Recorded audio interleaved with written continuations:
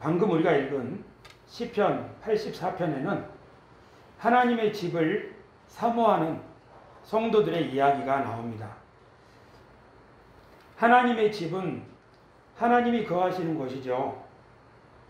하나님은 어느 집에 사실까요? 하나님에게 집이 필요할까요? 그런데 구약 성경에 보면 하나님이 집을 지으라고 하셔서 그 집을 지었는데 그 집이 바로 성막입니다. 이 성막은 나중에 성전으로 발전하죠. 하나님이 성막을 지어라 하신 까닭은 내가 거기서 살겠다. 하나님은 이스라엘 백성들과 언약을 맺으셨습니다. 언약을 맺는다는 뜻은 너와 내가 특별한 관계가 돼서 나는 내 하나님이 되고 너희는 내 백성이 되어서 나와 너희가 함께 손을 잡고 내 뜻을 너희를 통하여 펼쳐나갈 것이니 너희가 내 뜻에 순종하면 하나님의 이 내 뜻이 온 세상에 이루어지게 될 것이다. 어때? 그 언약에 참여하겠느냐? 하고 하나님께서 이스라엘에게 제안을 하셨을 때 이스라엘 백성들은 예 하나님 우리가 하나님의 언약에 동참하겠습니다. 라고 반응을 했습니다. 우리가 예수님을 믿고 교회에 다닌다고 하는 것은 사실은 하나님이 우리를 부르시는 것을 알고 내가 하나님의 부르심에 응답한다는 뜻입니다. 교회에 다니는 것은 그냥 다니는 게 아니라 하나님이 지금 나를 부르고 계시는구나. 교회로 오라고 부르시는 것뿐만 아니라 나를 통해서 하나님이 뭔가 계획하시는 바가 있겠구나. 그것을 발견한 사람들은 하나님, 제가 하나님의 뜻에 순종하겠습니다. 하고 하나님과 언약을 맺습니다. 이렇게 하나님과 언약을 맺은 사람, 하나님을 확실히 믿은 사람에게는 우리 교회에서 세례를 베풀죠. 이 사람은 전에 자신의 뜻을 따라 살았지만 이제부터는 하나님이 자기를 부르신 줄 알고 하나님의 뜻에 순종하면서 자기의 뜻이 아니라 하나님의 더 멋진 뜻, 더 아름다운 뜻을 위해 살겠다고 교회 앞에서 약속했으니 이 사람에게 예수님의 이름으로 세례를 주는 거지요. 그리고 그 사람은 예배에 참여하고 성찬에도 참여하게 됩니다. 그런데 구약시대 때 이스라엘 백성들에게는 하나님이 그들과 언약을 맺으시고 내가 너희 가운데 함께 들어가서 살겠다 하는 뜻으로 성막을 만들게 하셨습니다. 그래서 하나님의 백성들은 우리가 하나님의 집에 언제나 가면 좋을까? 특별히 오늘 우리가 읽은 시편 84편에는 고라 자손이 나오는데요. 이 사람들은 성전에서 본래 일하던 사람들입니다. 아마 지금 상황이 하나님의 성전에 갈 수가 없는 상황인 것 같아요. 그래서 이렇게 말하는 거죠. 만군의 여호와여, 내가 하나님의 집을 얼마나 가고 싶은지 몰라요.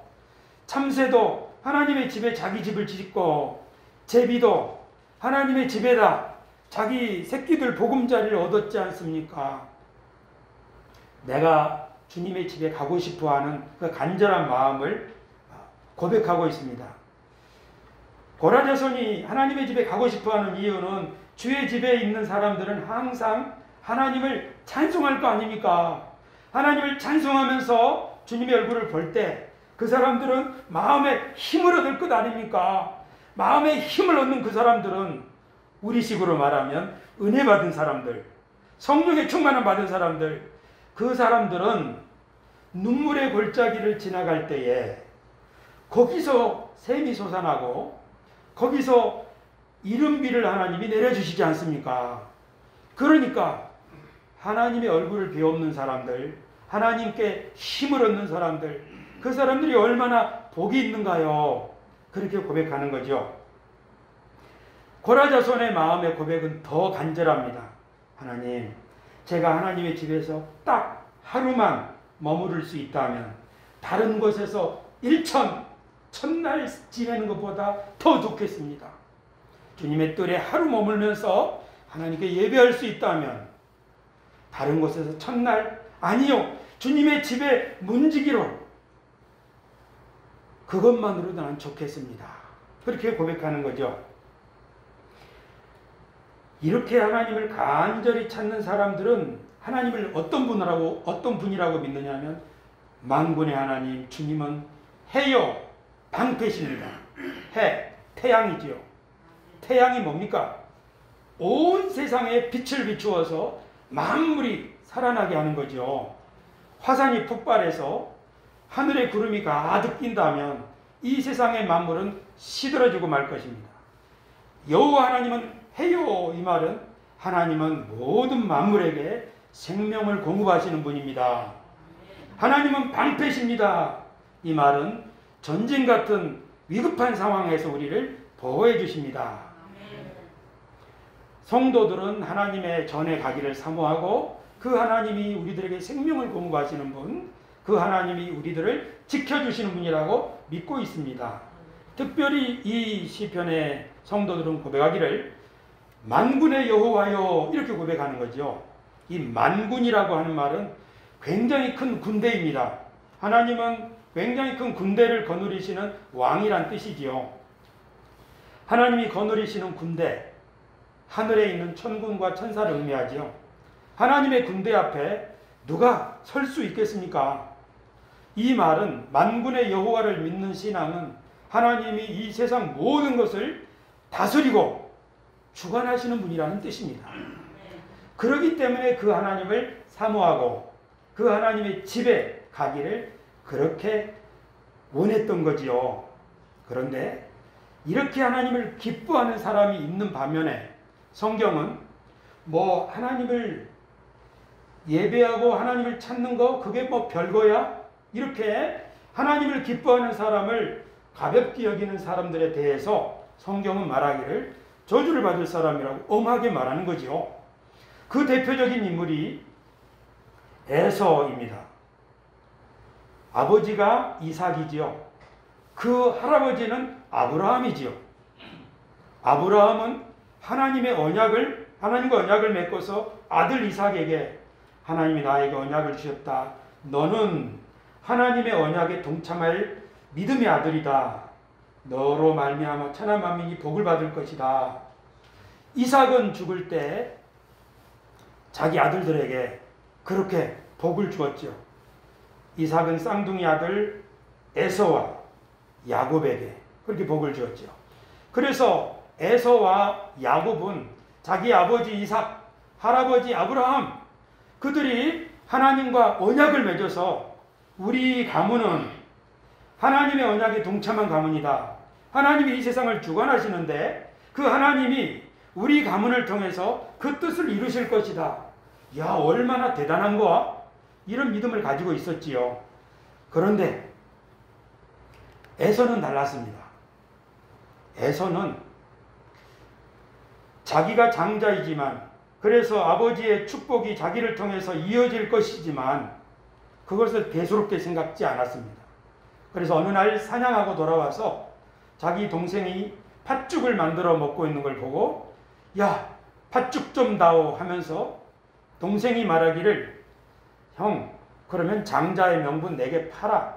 이렇게 할 때 에서가 말하기를 야, 장자의 명분은 하나님께서 아버지를 통하여 내게 주신 건데 이 팥죽 한 그릇을 가지고 장자의 명분을 달라고 하는 거야? 이래봬도 나는 하나님의 뜻을 이뤄갈 하나님의 경륜의 상속자라고 이렇게 말했으면 얼마나 좋겠어요?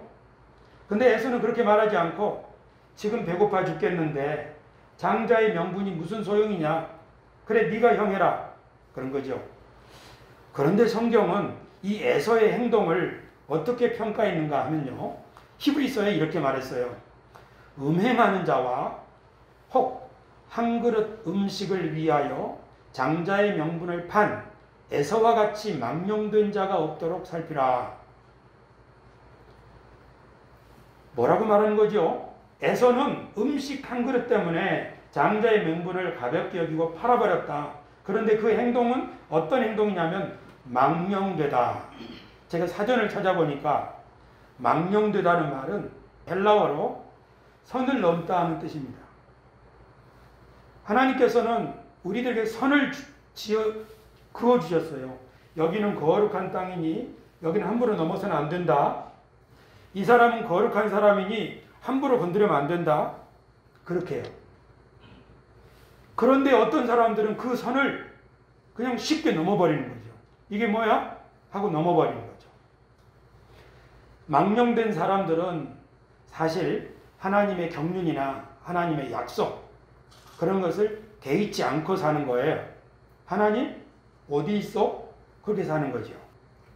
아브라함의 손자, 이삭의 아들, 그리고 장자, 모든 약속과 미래에 대한 축복과 이런 것들이 그에게 물려졌지만 이 사람은 그것을 가볍게 여기고, 그래서 성경은 에서에 대해서 두고 이 사람처럼 살아서는 안 됩니다 하고 가르치는 거죠. 한 사람만 더 소개하자면 다윗 왕의 부인 미갈 있습니다. 미갈은 사울의 딸입니다. 근데 다윗 왕위에 올라서 하나님의 법궤를 자기 집으로, 자기 궁궐로 모셔드리기를 원했습니다. 하나님의 법궤는 하나님의 계명이 있는 언약궤죠. 거기에 하나님이 계시겠다고 약속하신 그곳이지요. 그래서 다윗은 여러 가지 시행착오를 통해서 하나님의 법궤를 드디어 자기 궁궐, 자기 집으로 모시고 너무 기뻐가지고 백성들 앞에서 막 춤을 추는 거지요. 주의 집에 한 날이 다른 곳에서 첫날보다 낫습니다. 그런 마음으로 하나님이 드디어 내 집에 머무시는군요. 그런 기쁨으로 춤을 췄겠죠. 그리고 백성들에게 오늘은 기쁜 날이니 여러분 모두에게 떡을 나눠드리고 건포도를 나눠드리고 우리나라의 축제일입니다. 그렇게 기뻐하면서 나중에 퇴근해서 저녁 때 집에 돌아와서 자기 집안 식구들에게 축복하려고 하는데, 자기 집에 기다리고 있던 부인이 남편을 비꼬는 말을 한 거지요. 사무엘하에 이렇게 되어 있습니다. 다윗이 자기의 가족에게 축복하러 돌아오매 사울의 딸 미갈이 나와서 다윗을 맞으며 이르되 이스라엘 왕이 오늘 어떻게 영화로우신지, 방탕한 자가 염치 없이 자기의 몸을 드러내는 것처럼 오늘 그의 신복의 계집종의 눈앞에서 몸을 드러내셨도다 하니. 이것은 조롱하는 말입니다. 왕의 영광이 어디 있나요? 오늘 계집종들이 다 보고 있는 데서 벌러덩 춤추니까 다리도 드러나고 그게 왕의 처신이 합당한가요? 미갈이 다윗에게 이렇게 말했을 때 다윗이 어떻게 반응을 했을까요? 다윗이 미갈에게 이르되 잘 보십시오. 이는 여호와 앞에서 한 것이니라. 여호와 앞에서 춤을 추었다. 그가 여호와께서 내 아버지와 그의 온 집을 버리시고 나를 택하사 나를 여호와의 백성 이스라엘의 주권자 왕으로 삼으셨으니 내가 여호와 앞에서 뛰놀리라. 하나님이 내게 베푸신 은혜를 생각하면 내가 이보다 더 기쁜 일이 어디 있겠느냐 하면서 말하는 거죠. 그리고 말하기를 내가 이보다 더 낮아져서 스스로 천하게 보일지라도 내가 말한 바 계집종에게는 내가 높임을 받으리라 한지라. 나는 이보다 더 낮아진다 해도 하나님이 내게 베푸신 은혜라면 개의치 않다. 너무 감사하다. 그리고 성경에 뭐라고 정리되어 있죠? 그러므로 사울의 딸 미갈이 죽는 날까지 그에게 자식이 없습니다. 하나님이 미갈의 태를 닫으셨는지 아니면 다윗이 미갈을 마음에서 밀어내버렸는지는 알 수 없습니다만은 성경은 하나님을 사모하는 사람, 하나님을 기뻐하는 사람, 그 남편이 그러했는데 이 미갈은 사울의 딸로서 다윗이 출중한 용사이기 때문에 멋진 남자이기 때문에 요새 말로 핸섬하기 때문에 다윗을 좋아했는지도 모릅니다. 이것은 우리 청춘 남녀들에게, 결혼을 앞두고 있는 사람들에게 귀한 교훈입니다. 배우자를 선택할 때 그 외모만 보면 그 결혼은 행복하기가 어렵습니다. 그 외모만 아니라 그 마음에 어떤 생각을 하고 사는지 그것을 잘 봐야겠죠.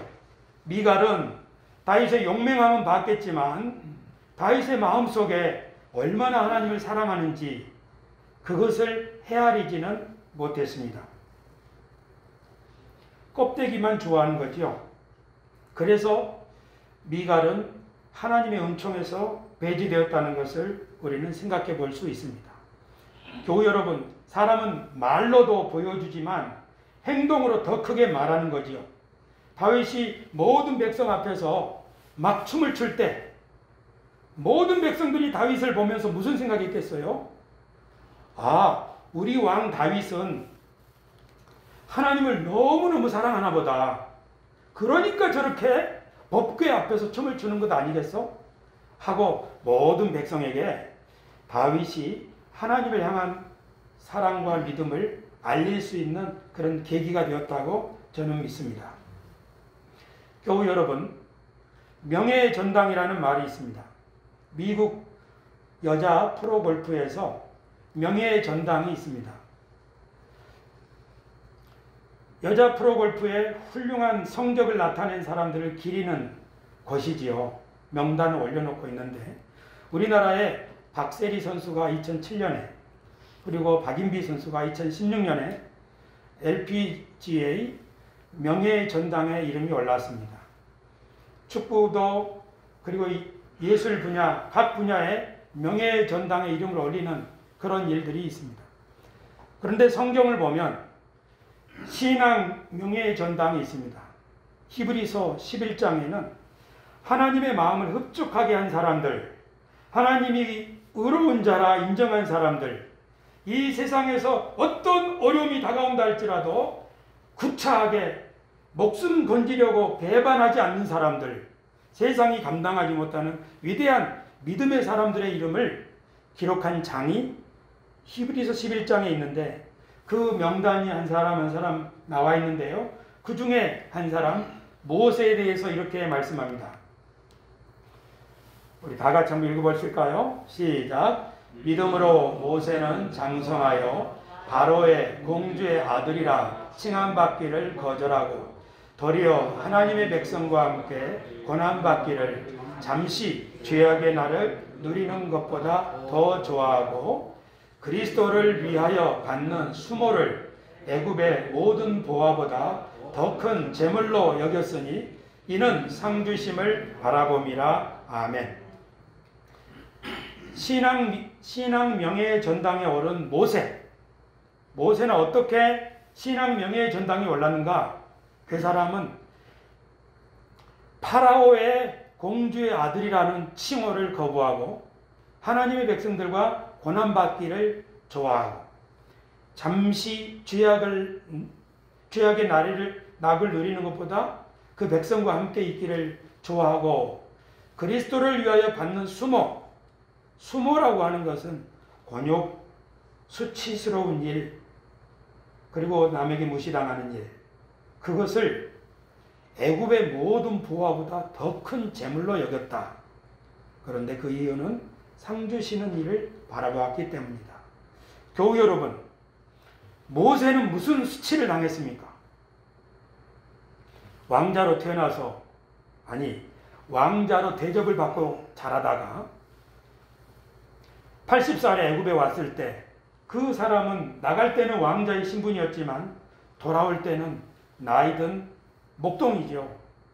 아마 애굽 사람들은 왕자가 목동이 되었다네. 목동은 천한 직업입니다. 애굽 사람들은 그리고 파라오는 모세를 보면서 인생 실패자라고 생각했는지 모릅니다. 모세가 하나님의 기적을 보이자 그건 마법사들이나 하는 일이다 하고 조롱했겠지요. 모세가 하나님의 뜻을 전할 때 사람들은 모세의 말을 다 거부했죠. 심지어 모세의 동족은 홍해를 건너기 전에 홍해 앞에서 모세에게 말했지요. 이집트에 우리를 묻을 매장지가 부족해서 홍해 앞으로 우리를 인도해서 여기서 죽게 하느냐. 그뿐만 아니라 모세는 12명의 정탐꾼을 보냈을 때 그 정탐꾼들이 가나안 땅에 대한 보고를 할 때 백성들의 마음이 다 두려워 떨었지요. 왜냐하면 정탐꾼들의 보고가 뭐였죠? 우리 거기 들어가면 죽는다 이 소리죠. 그래서 자기 백성들이 모세에게 야 모세, 아론, 너희들이 우리를 어디로 인도했느냐? 백성 여러분, 우리 지도자를 새로 뽑아가지고 애굽으로 돌아갑시다. 그렇게 할 때 모세는 자기가 인솔한, 자기가 지도하던 그 백성들 앞에 아무 말도 못하고 그저 머리를 숙일 뿐이었습니다. 땅에 엎드렸습니다. 그런데 그 순간 정탐꾼들 중에 두 사람 여호수아와 갈렙이 일어나서 아니다, 하나님이 그 땅 우리에게 주셨다 하니까 모든 백성들이 일어나서 돌을 들고 모세와 아론과 여호수아를 돌로 치려 했습니다. 바로 그때 성막에서 하나님의 영광이 솟아났고 그제서야 사람들이 진정하게 되었죠. 모세는 때때로 너무 힘들어서 백성들을 내가 낳았습니까? 내가 왜 이렇게 고생을 겪습니까? 하고 하나님께 하소연하기도 했습니다. 그러나 마침내 끝까지 참아서 그 백성들을 무사히 광야를 지나도록 했지요. 모세가 가장 가슴 아팠을 때는 아마 하나님의 십계명을 받기 위하여 하나님의 산에 올랐을 40일 동안 모세가 돌아왔을 때 그 백성들이 뭐하고 있었습니까? 우상을 만들어서 춤추고 있었지 않습니까? 아마 그때 모세는 자기 눈이 아마 뒤집혀질 것 같은 그런 충격을 받았을지 모릅니다. 이 모든 일들을 겪으면서도 모세는 참았지요. 왜냐하면 상 주시는 일을 바라보았기 때문입니다. 제가 집에서 제 아내에게 이렇게 물었습니다. 제가 설교하다가 제 아내 얘기를 하면 여러분들이 졸고 있다는 뜻이에요. 모세가 상 주시는 하나님을 바라보았는데 모세는 무슨 상을 바라봤을까요? 모세가 받기를 기대한 상은 무엇이었을까요? 하고 아내에게 물어봤어요. 그때 아내가 대답하기를, 아내는 설교 준비한 게 아니잖아요. 그러니까 뜬금없는 이 질문에 대해서 하나님이 칭찬해 주실 것을 바라지 않았을까요? 잘했다 칭찬해 주실 것. 그래서 제가 설명을 했지요. 자식이 없이 결혼 생활을 10년, 20년 한 사람이 하나님 앞에 간절히 기도해서 상을 받는다면 최고의 상은 자식을 낳는 거죠. 나라가 없어서 다른 나라에게 뺏긴 사람들이 하나님을 잘 믿고 섬길 때 그 사람들에게 주신 하나님의 최고의 상은 독립국가를 세우는 일이지요. 모세의 경우는 모세의 최고의 상은 뭐겠어요? 모세는 출생의 비밀이 있는 사람입니다. 히브리인으로 태어났지만 엄마가 히브리인인 것을 숨기고 강물에 뛰어서 공주의 아들로 자라겠지요. 나중에 자기가 어떻게 태어난지를 알게 되었어요. 자기가 히브리인이고 그리고 광야에 가서 아브라함의 하나님이 우리들에게 저 땅을 주셨다는 것도 알았어요. 근데 지금 자기 백성들은 애굽에서 종살이하고 있어요. 그러면 모세에게 있어서 가장 큰 상은 뭐겠어요? 하나님 약속하신 대로 저 약속의 땅을 우리에게 주시고 약속하신 대로 우리 민족을 크게 번성하게 하시어 세계 모든 사람들에게 복을 주는 나라가 되게 해주십시오. 그것이 최고의 상이었겠죠. 모세는 그것을 꿈꾸었으리라고 저는 확신합니다. 그 꿈이 이루어진다면 나는 이것쯤은 아무렇지도 않아 하고 견딜 수 있는 것이죠. 하나님의 언약이 반드시 이루어질 것이다 하는 믿음 때문에, 그 소망 때문에 애굽의 모든 수치, 백성들이 이끌면서 힘들었던 모든 것을 다 참을 수가 있었다. 하나님이 곧 우리들에게 이 싸움 끝나게 하시고 종이 아니라 제사장으로, 그리고 구걸하는 사람이 아니라 나눠주는 사람으로, 그리고 모든 세상 사람들에게 모델이 되는 민족으로 우리를 세우실 거야. 그 약속의 땅으로 인도하여서 반드시 그렇게 될 거야. 모세에게 있는 이 꿈, 그것은 하나님의 언약을 믿는 꿈이었습니다. 오늘 설교 시리즈 주제가 그거였죠? 그리스도인들의 영적인 자산. 모세가 받은 이 영적인 자산은 파라오의 공주의 아들, 애굽의 모든 보와 그런 것과는 비교할 수 없는 큰 가치가 있다는 것을 모세는 확신했을 것입니다. 하지만 모세가 바라는 상은 눈에 보이지 않아요. 애굽의 재물은 눈에 보이지만 모세가 바라는 상은 앞으로 될 일이에요. 숨겨져 있어요. 예수님께서는 하나님 나라가 마치 이렇게 숨겨져 있다고 말씀하셨습니다. 마태복음 13장인데요. 같이 한번 읽겠습니다. 시작. 천국은 마치 밭에 감추인 보화와 같으니 사람이 이를 발견한 후 숨겨두고 기뻐하며 돌아가서 자기의 소유를 다 팔아 그 밭을 샀느니라. 천국에 대한 예수님의 가르침인데요. 잘 보십시오. 어떤 사람이 산 밑에 있는 밭에서 일을 하다가 보화를 발견했어요. 숨겨져 있는 보물이지요.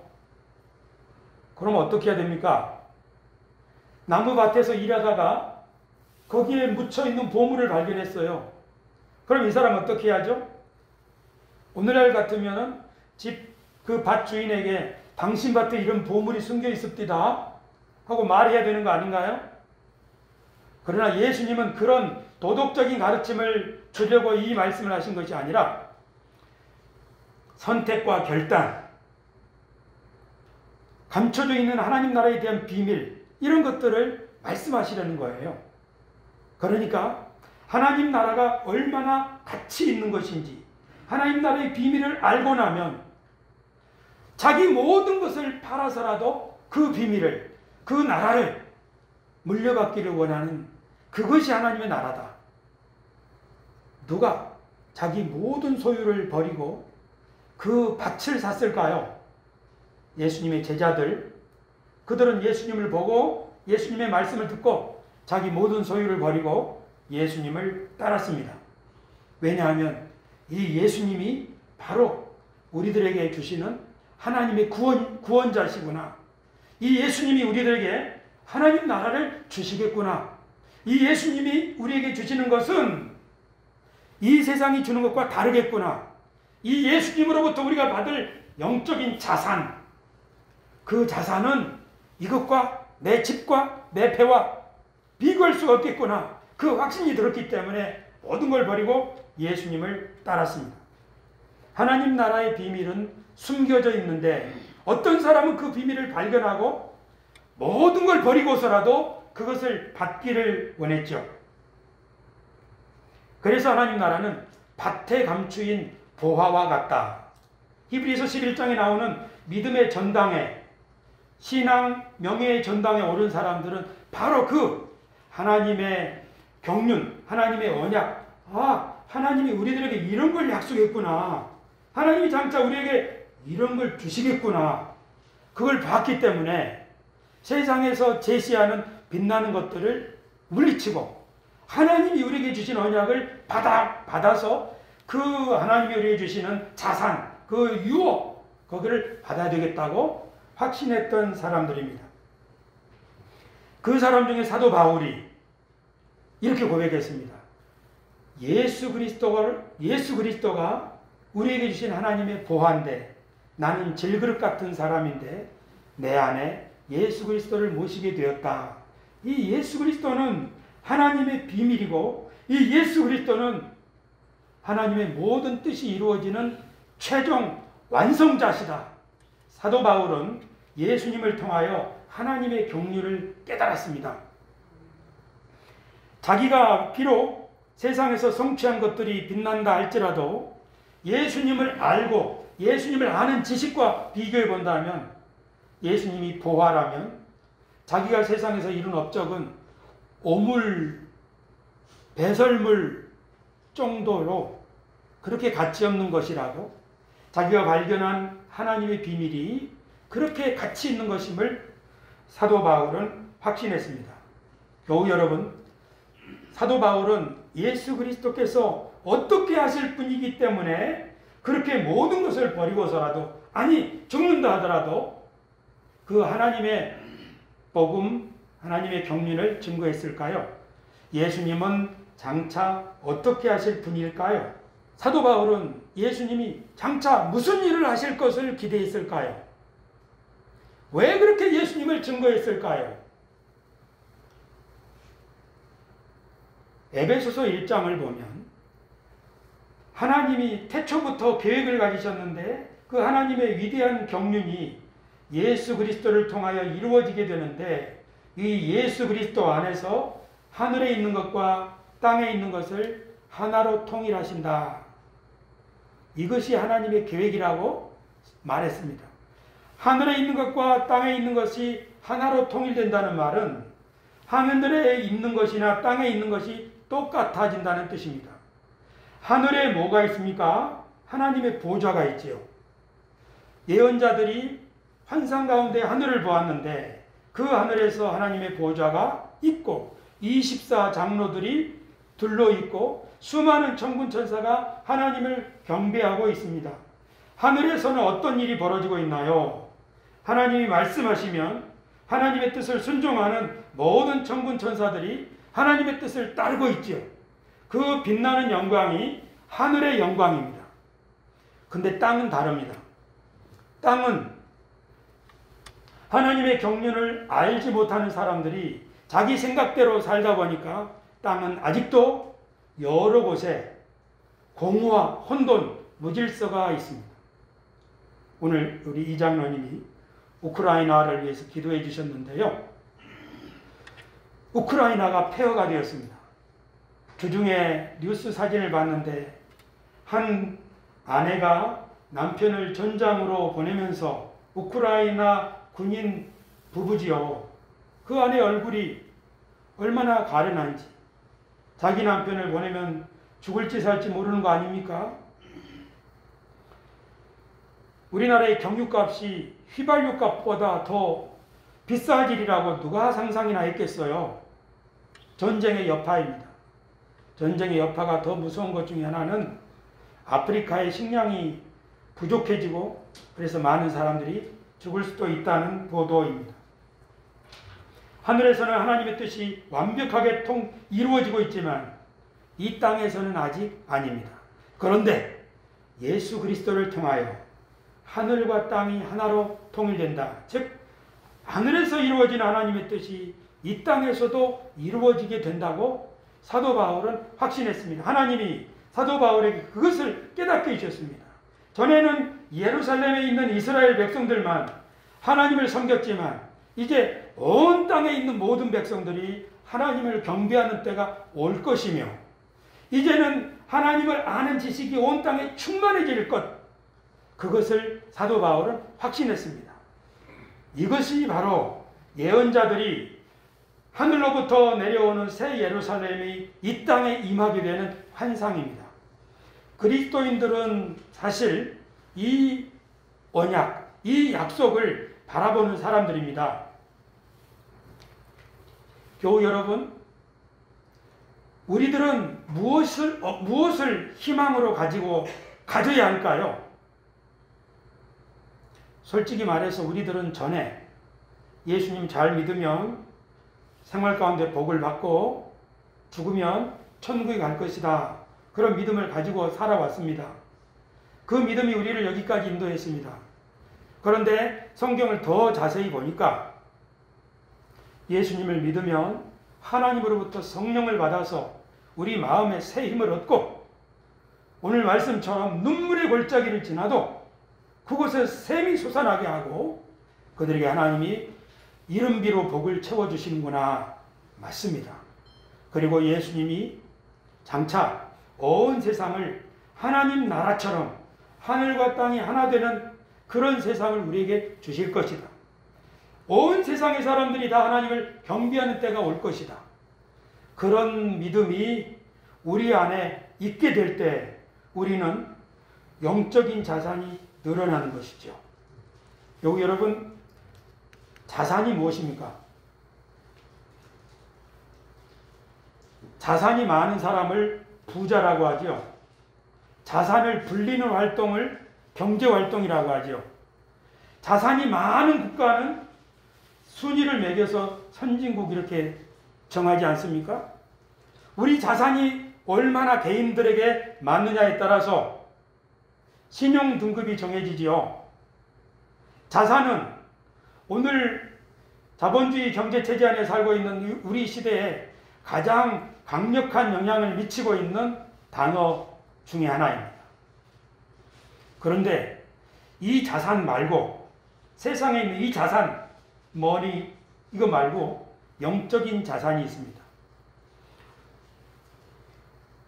하나님의 집에 가기를 사모했던 사람들은 하나님이 주시는 영적인 자산이 얼마나 큰지를 잘 알았기 때문에 하나님 앞에 가기를 사모했겠죠.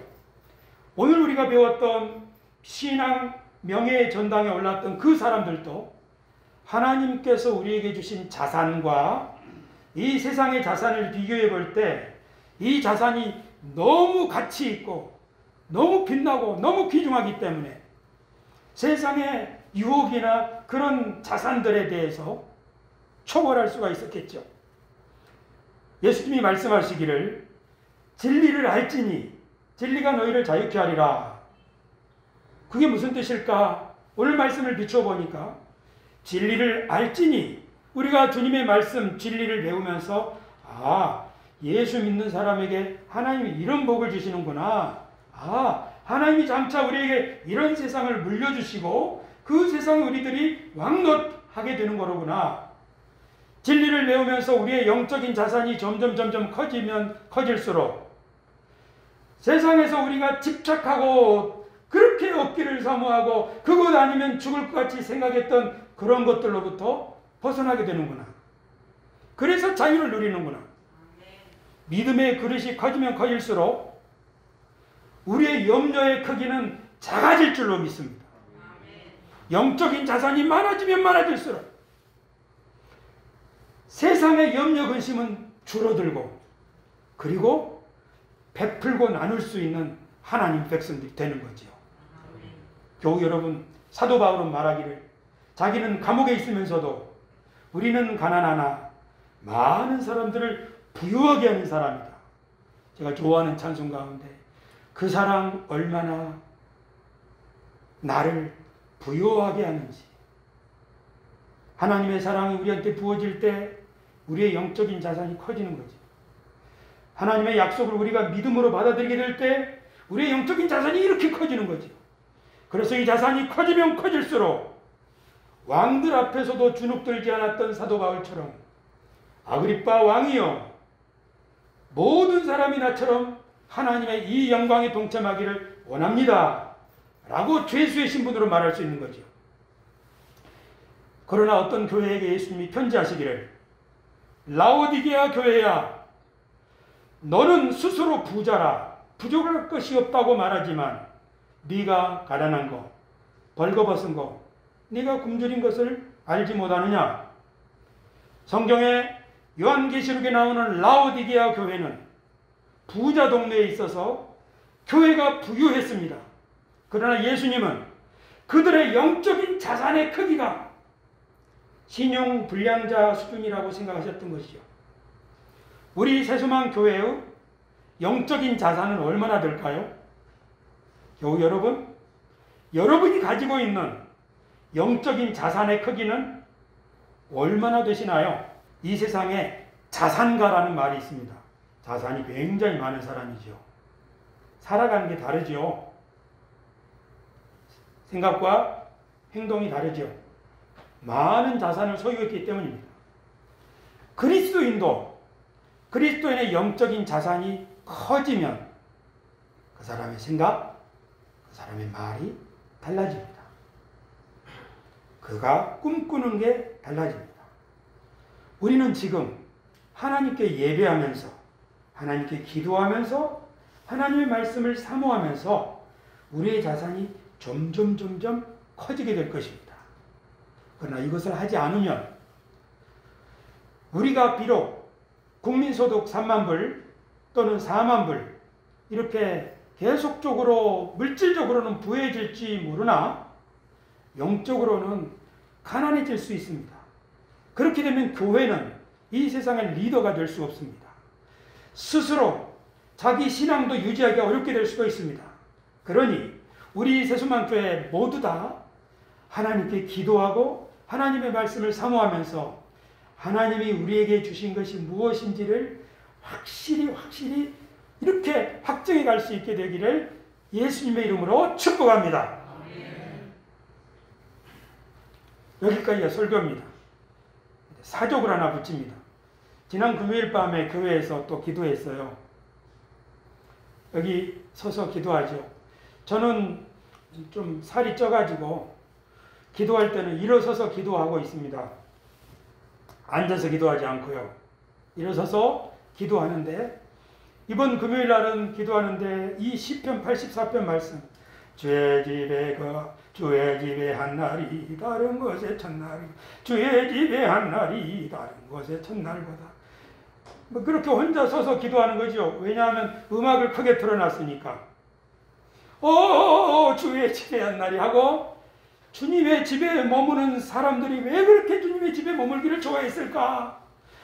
그들은 하나님을 봤구나. 하나님이 얼마나 권능이 많으신 분인지 봤구나.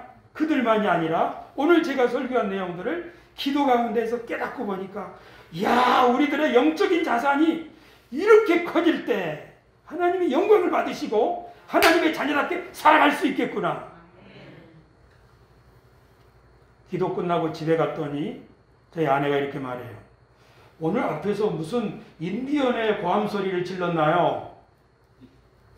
오! 하면서 기도했다는 거죠. 그게 아니라 하나님 앞에서 기도하면서 보니까 우리가 받은 이 영적인 유산이 얼마나 큰지 내가 춤추지 않을 수 없었다.